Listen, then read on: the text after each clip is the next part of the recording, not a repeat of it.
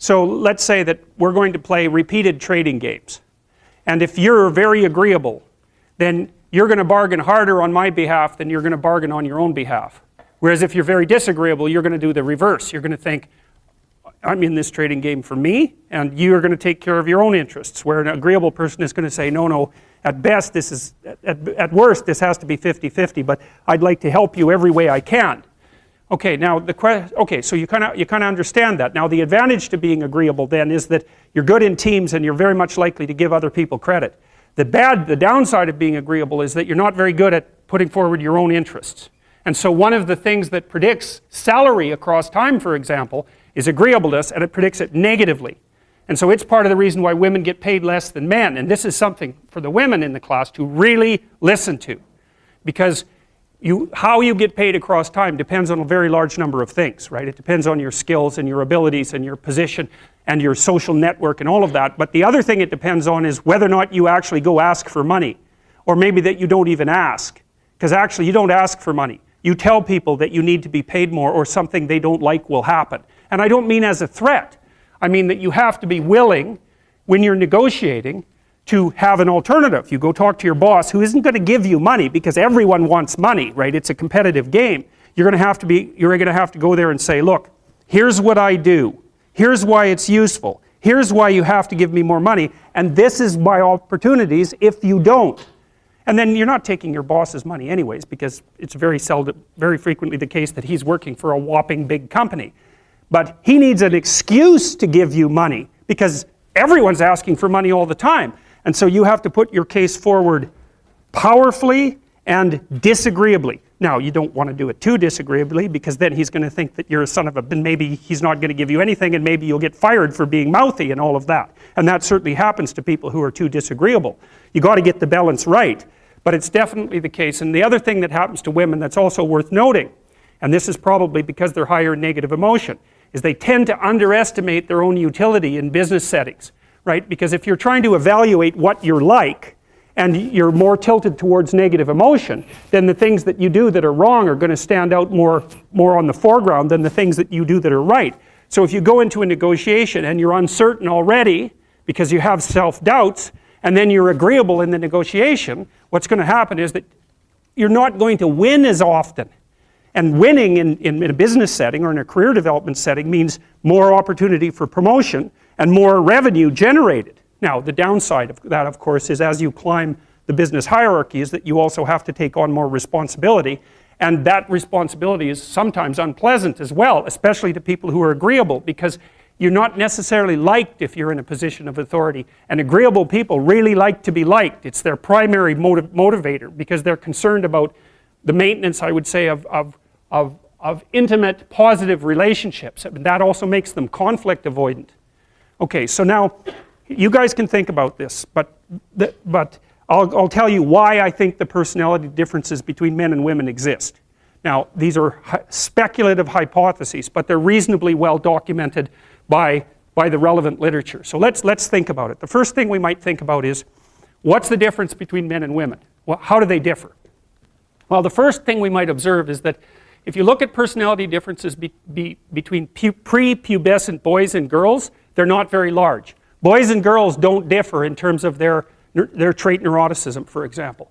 What happens is that when puberty kicks in, women's trait neuroticism rises, and it stays higher than men for the rest of their life. And this is why you see this reflected in the different kinds of psychopathology that beset the two sexes. So men are overrepresented in alcoholism, drug abuse, antisocial personality, and a host of learning disorders, as well as attention deficit disorder. And women are overrepresented in depression and anxiety, primarily. That seems to be tightly associated with higher levels of trait neuroticism, because maybe it's, if you're at the 95th percentile or higher, let's say, in trait neuroticism, there isn't much difference between that and being somewhat prone to depression and anxiety. And because the curves overlap, you know, the curves aren't identical, the normal distributions aren't identical for men and women, you tilt the one to the right, to the women's curve to the right towards higher levels of neuroticism. You go out and you look for the person in 20 who has the highest levels of negative emotion. It's much more likely to be female than male. Okay, so let's see if we can figure out why. So I'm going to tell you some things, basic differences between men and women, and you can tell me what you think about it if you agree or disagree. Okay, first, size differential emerges between men and women at puberty, right? Because boys and girls are roughly the same size and roughly the same strength, but men get bigger at puberty when the testosterone kicks in, and more importantly, not only do they get taller and heavier, but their upper body strength is much higher. And that's a real issue for combat, because human beings punch. There's other animals that do that. Kangaroos do that too, eh? So we're not the only people that punch, but we have clubs on the ends of our arms. So that's interesting. So okay, so there's a body size difference that's important, a strength differential that's important. Next thing, I think, so let's assume that the reason that women are higher in sensitivity to negative emotion is because the world is actually more dangerous to women. I think that women's nervous systems are not adapted to women. I think women's nervous systems are adapted to the mother-infant dyad. And because you are not the same creature when you have an infant, not at all. You're way more vulnerable. And it's partly because you have to express the vulnerability of the infant, and you also have to care for it, right? So you think about an infant, especially under 9 months. So let's say, how are you going to be wired up if you're going to optimally care for an infant under 9 months? And I'm saying under 9 months because women generally do the bulk of childcare for infants who are under 9 months old. And part of the reason for that, there's a whole host of reasons, but part of the reasons for that, obviously, is that they breastfeed. But imagine what you need to be wired up biologically in order to care for an infant. First of all, they're very demanding, right? Because they're completely helpless, and they're demanding 24 hours a day, and it's quite a emotional load. And an infant under 9 months is never wrong. Right? What you do to an infant under 9 months is when they're in distress, you always respond. You never tell the infant, get your act together and stop whining, right? Which you can do, say, to a child that's 18 months old. You can start having that sort of conversation. But under 9 months, it's like nothing is the infant's fault. It's surrounded in an extraordinarily threatening world, and you have to be responsive to what it needs, regardless of what you want, and you have to be very sensitive to the threats that emerge in the environment. And so I think the price that women pay for that ability to have an intimate relationship with infants in the very earliest stages of development is that their nervous systems are actually wired so that they can perform that role optimally. And the disadvantage to that is that having a temperament like that doesn't work that well when you're dealing with adult men, especially when you're dealing with them in a business environment, because it's not the same thing. Not at all. It's a competitive environment. So, okay, so agreeable people are compassionate and polite. What are disagreeable people like? They're tough-minded, they're blunt, they're competitive, and they won't do a damn thing they don't want to do. So it isn't exactly that they're aggressive, although they will push you the hell out of their way if you're in the way. They're not like volatile like you are if you're high in neuroticism. It isn't defensive aggression, it's more like predatory aggression. It's dominance behavior. And so for someone who's highly disagreeable, they look at the world as a place in which they can compete and win. And I'll tell you a story. I have a friend, I gave him my personality test, the Big 5 aspect scale that Colin DeYoung developed.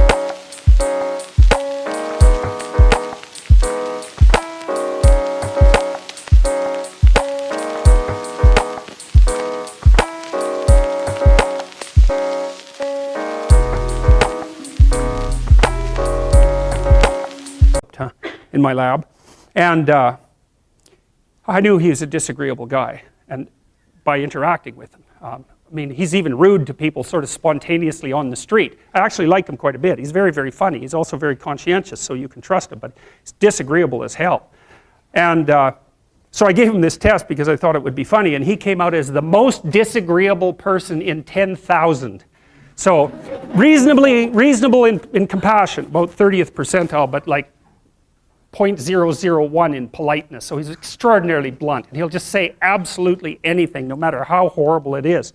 And he was often brought into corporations to sort of clean them up. So if a corporation was tilting and not doing well, they'd bring him in to find out who the useless people were and fire them.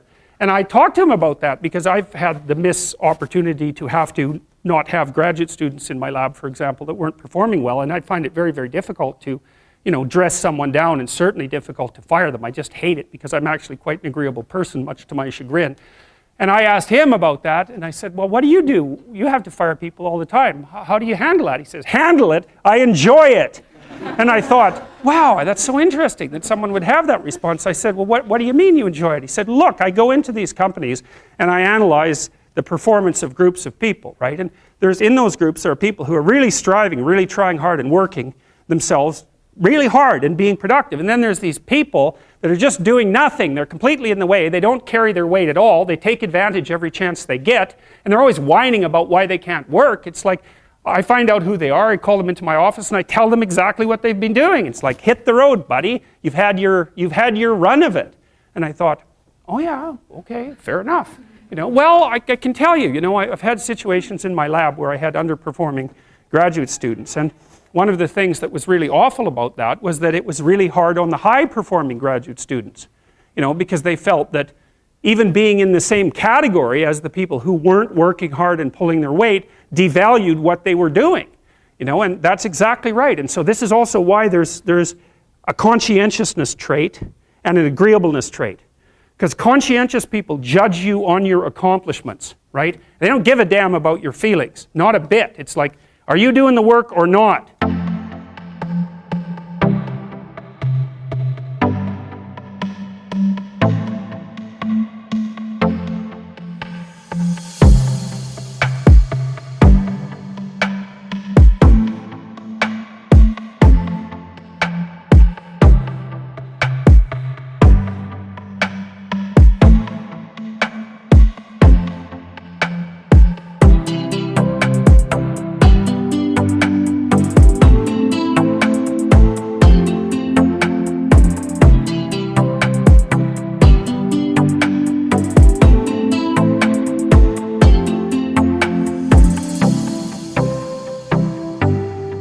Whereas agreeable people think, well, your mother's sick and, you've got a bunch of family problems and we all have to take care of each other and it's no wonder that you're having a rough time. And you can't say that one of those attitudes is correct and the other isn't correct.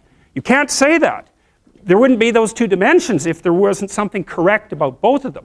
But you can certainly point out that often they conflict, and so the demand for inclusiveness and unity and care and the demand for high-level performance in a hierarchical structure. There are very different orientations in the world.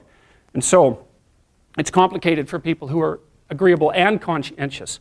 And actually, I think often that large corporations and large institutions of any sort run on the unheralded labor of people who are high in agreeableness and high in conscientiousness, and they're disproportionately women. And my experience in large institutions has been that if you want to hire someone to exploit appropriately, no, not appropriately, if you want to hire someone to exploit productively, you hire middle-aged women who are hyper-conscientious and who are agreeable, because they'll do everything. They won't take credit for it and they won't complain.